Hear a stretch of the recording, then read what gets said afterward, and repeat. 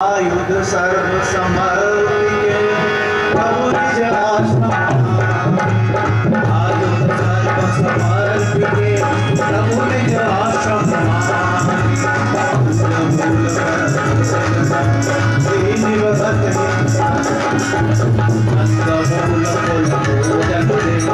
भगति के जान सिया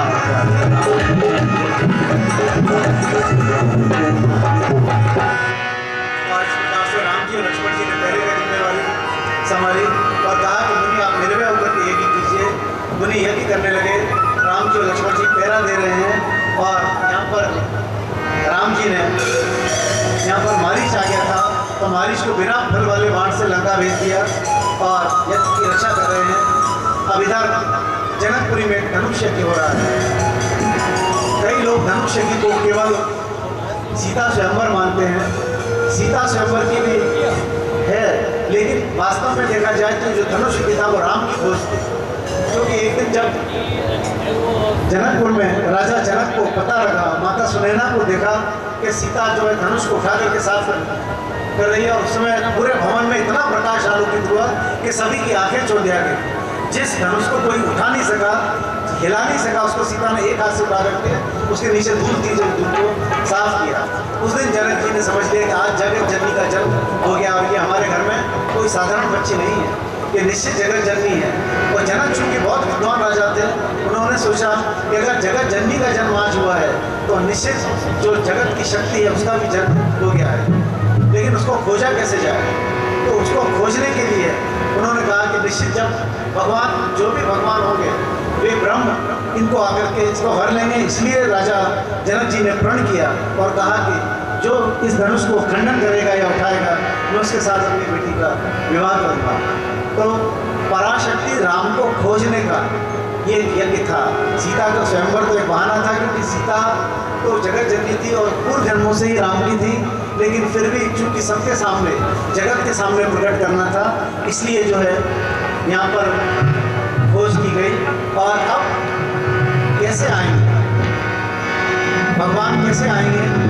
तो जनक जी ने सोचा कि जैसे जब चिड़ियों को दाना डालते हैं तो चिड़ियों के साथ कभी न कभी एक आध दिन हंस आ जाता है, तो उसी दिन अगर हम साधु महात्माओं को बुलाएंगे तो कभी न कभी साधु महात्मा के वेश में किसी दिन परम संत, कोई परम ज्ञानी ऐसा मुनि आएगा जो भगवान को लाएगा, क्योंकि संत के बिना भगवान की प्राप्ति संभव नहीं है।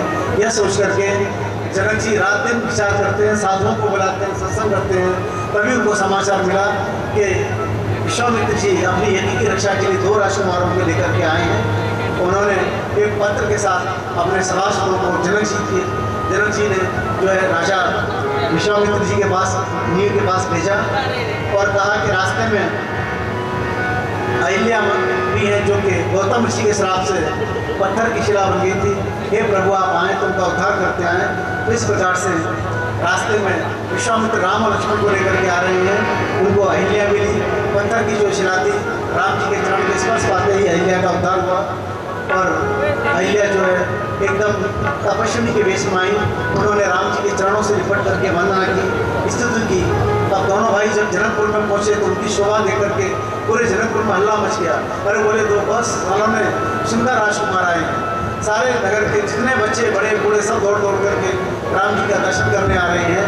और जो दर्शन नहीं कर पाता, कोई अट्टालिकाओं से, कोई अपने भवनों की खिड़की से जो है राम और लक्ष्मण दोनों को देख रहे हैं और सोच रहे हैं कि ये कौन है, ऐसी सुंदरता हमने आज तक नहीं देखी।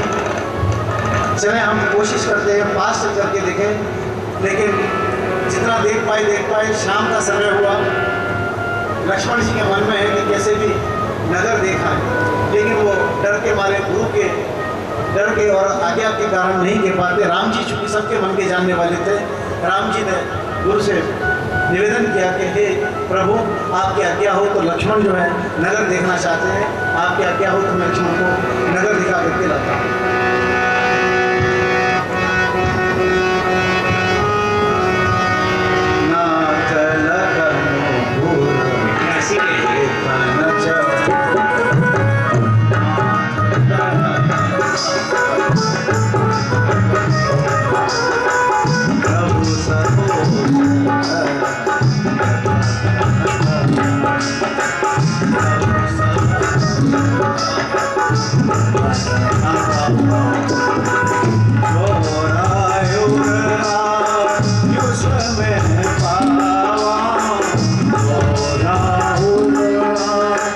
सुनने पाओ दिखाए रतन आओ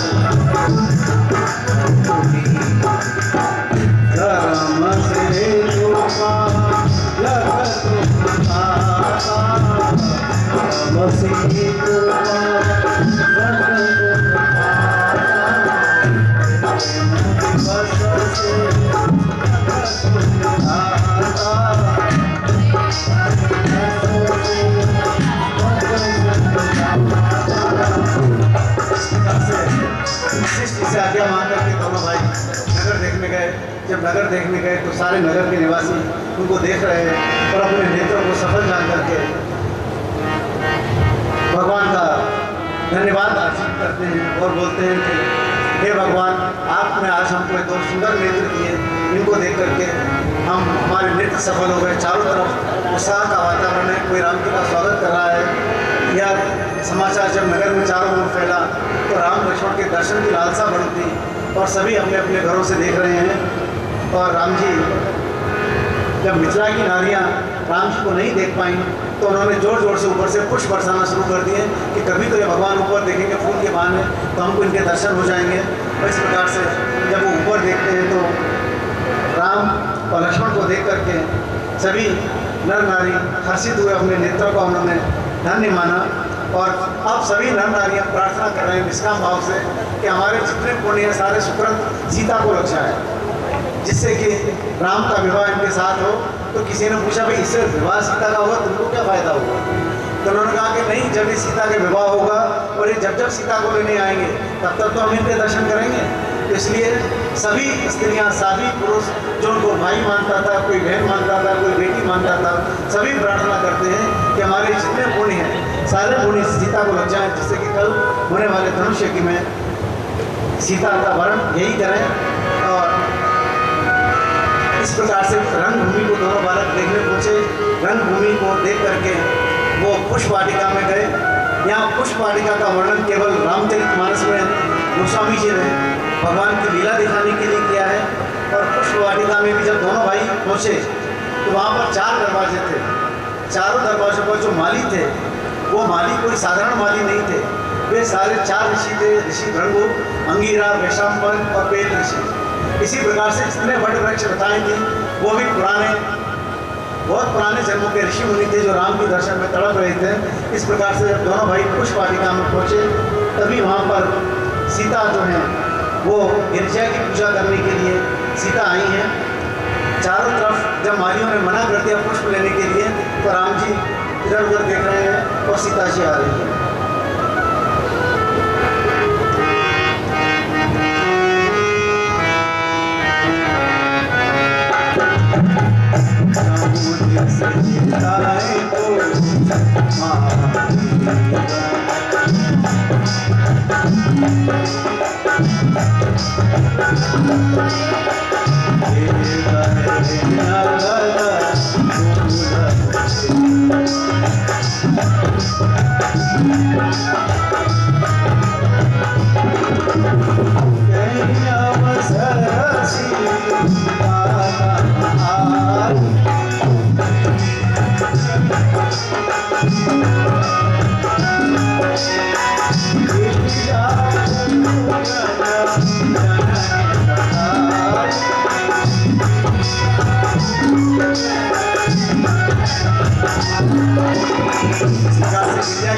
करने के लिए माता सीता जब पुष्प वाटिका में आई तो उनके सहेलियों ने देखा, बोले अरे अरे ये तो वही 2 राजकुमार हैं जिनको आज पूरा नगर देखने के लिए उमड़ पड़ा था।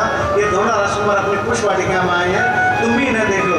तो सीता सब चाहते हैं मर्यादा बस जो है राम की तरफ देखती हैं और राम भी सीता की तरफ देखते हैं। इस प्रकार से पहली बार राम जी का मिलन सीता जी से पुष्प वाटिका में हुआ और मन ही मन सीता जी गिरजा माता के मंदिर में जाकर के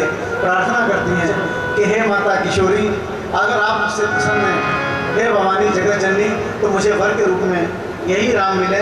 इस प्रकार से सीता के नेत्र जब राम जी के दर्शन से तृप्त हो गए, तब उनकी सहेली ने कहा कि अब हमें घर चलना चाहिए और धनुष यज्ञ की तैयारी अब पिताजी के घर में हो रही है, इसलिए हम चलते हैं। और रावण जो है, इधर रावण लंका में, चूंकि एक बार चलिए ये प्रसंग हम अगली इसमें लेंगे, लेकिन सीता जी का प्रतिम सौंदर्य देख करके राम जी यहाँ पर एकदम उनका मन भी ये कह रहा अंदर से कि हो ना हो यही मेरी सीता है।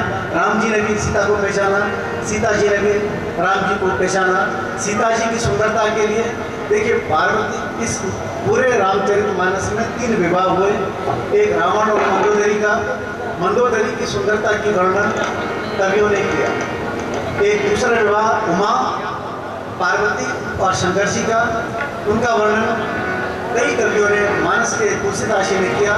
लेकिन सीता जी की सुंदरता का वर्णन राम जी स्वयं अपने मुख से कर रहे हैं। सुंदरता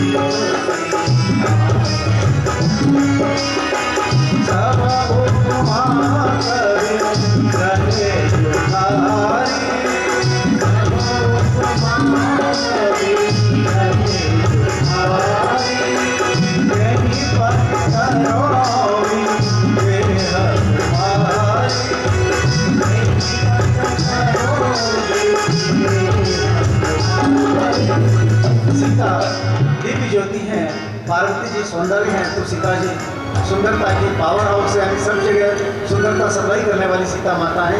और इस प्रकार से सती जी सीता जी को सखियाँ लेकर के माता के घर गई और राम जी लक्ष्मण जी लौट करके गुरु के पास आए, संध्या वंदन किया। देर हो गई जान करके डर रहे हैं मनी मन, लेकिन ऐसा लगता है कि पुष्प वाटिका में सखियों ने निमंत्रण देने दोनों भाइयों को निमंत्रण दिया कि हे राजकुमार, आप कल आइए, धनुष युद्ध में भाग लीजिए। और इस समय हम जो है चलते हैं। और एक दूसरे को देखते हुए सीताराम अपने अपने वो गुरु के पास गए और सीता जी घर चली गई। अब हम धनुष युद्ध की ओर चलते हैं। धनुष यज्ञ एक ज्ञान का यज्ञ जिसे राजा जनक ने राम की खोज के लिए, भगवान की खोज के लिए रखा है। और ये जब तक नहीं टूटेगा, जब तक कि भगवान नहीं आएंगे। तो रंगभूमि जो धनुष की यज्ञशाला थी वो इतनी सुंदर सजाई गई थी जिसका कि वर्णन असंभव है।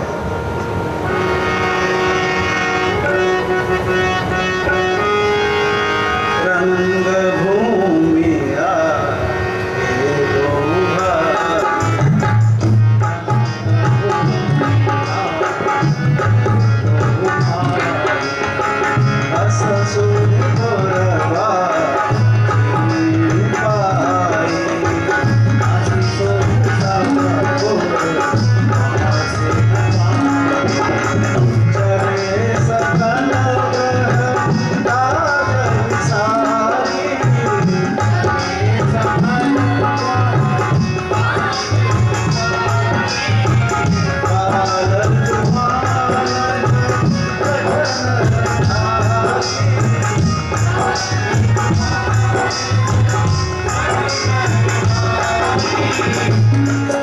रंगभूमि में दोनों भाई पहुंचे तो राजा जनक जी ने वहाँ सभी को हितायु के आश्रम दिया हुआ था। इन दोनों भाइयों को जो सबसे विशाल मंच बना हुआ था वहाँ ले जाकर के बिठाया। और सारी भीड़ जो है राम जी को ही देख रही है। जब भीड़ बढ़ने लगी तो जनक जी ने अपने सारे सभासदों और कार्यकर्ताओं को बुलाया, उनकी व्यवस्था कराई। और इस प्रकार से एक विशाल मंच पर राम जी को बिठा करके एक तरफ राजा जनक अपने भाई कुशलध्वज के साथ में बैठ गए। एक गैलरी थी जिसमें माता ने सीता जी को लेकर के सखियों के साथ बैठ गई। और इस प्रकार से एक आज हम कथा का प्रसंग एक अनोखी एक रहस्यमयी कथा के साथ करेंगे।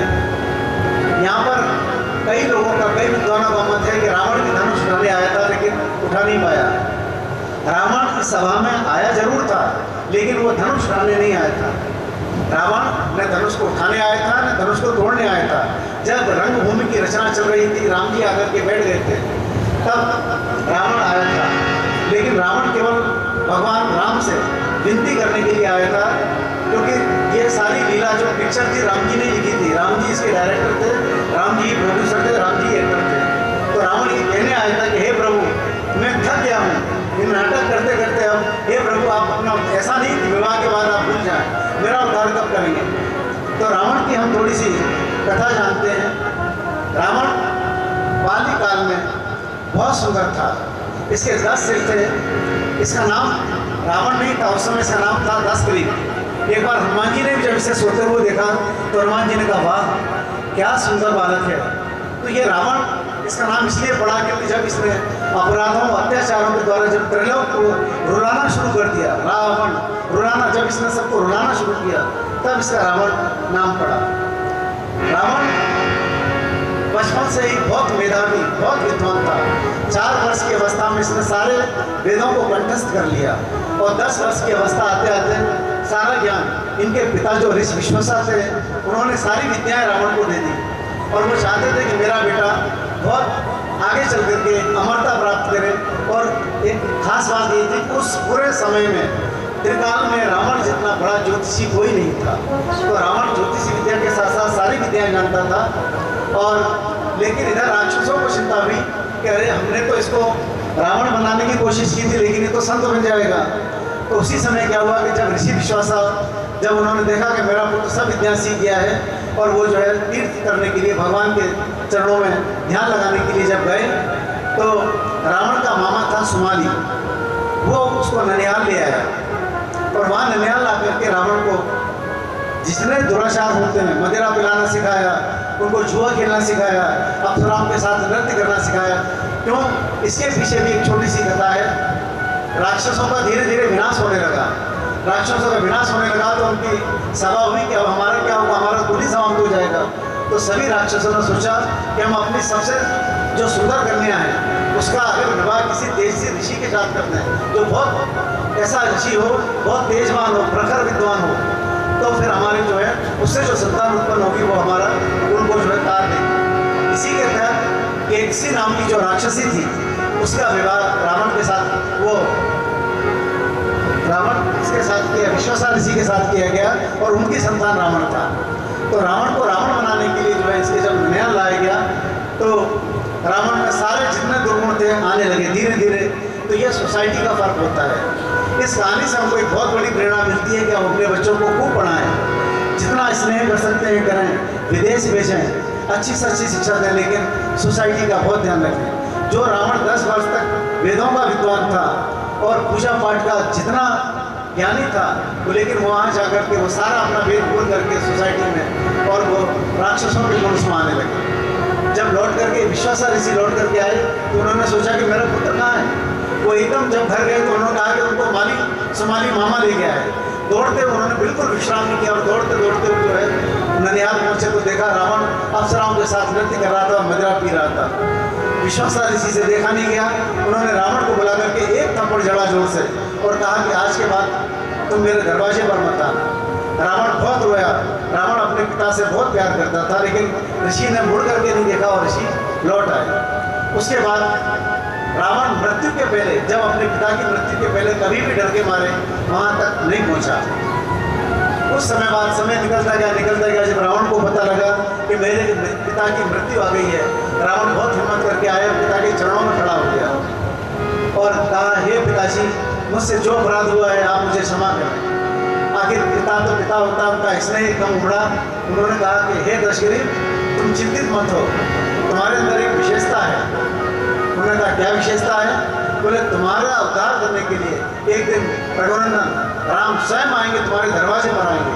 दिल्ली पूछे, राम तुम्हारे दरवाजे पर आकर के तुम्हारा उद्धार करेंगे, लेकिन बस तुम डटे रहना और अपनी भक्ति भाव को खोने मत देना। यह कह करके जब पिता की मृत्यु हो गई, उससे पहले रावण ने एक प्रश्न और पूछा, पिता मुझे यह तो बताओ कि मेरे को राम जी के दर्शन सीधे युद्ध मैदान में ही होंगे क्या? मेरी मृत्यु होगी? तब उन्होंने कहा कि नहीं, इससे पहले तुम्हें एक अवसर मिलेगा जब जनकपुर में धनुष यज्ञ का आयोजन होगा, वहाँ राम आएंगे, वहाँ तुम जाना और राम जी को जी भर के देखना और प्रार्थना करके लौट आना। इसलिए आज रावण धनुष यज्ञ में आकर के जैसे ही उन्होंने देखा कि मंच पर राम जी लक्ष्मण जी बैठे हुए हैं, तो इशारे से जो है रावण ने कहा कि हे श्रीमान, आप जरा नीचे आइए, मुझे 2 बातें आपसे करना है। राम जी पहचान गए, राम मुस्कुराए और उन्होंने कहा कि हे विप्रदेव, आप मुझसे क्या बात करना चाहते हैं? तो रावण ने कहा कि मैं संसार का सबसे बड़ा ज्योतिषी हूँ, मैं आपका भाग्य बताना चाहता हूँ। राम जी फिर मुस्कुराए, बोले मेरा भाग्य बता रहे हो? अपना भाग्य तो जान लो पहले। उन्होंने कहा नहीं, मैंने मेरा भाग्य भी पढ़ा है, मैं मेरा भाग्य भी पढ़ूंगा, लेकिन पहले मैं तुम्हारा भाग्य बताना चाहता हूँ। राम जी ने कहा ठीक है, बताओ क्या भाग्य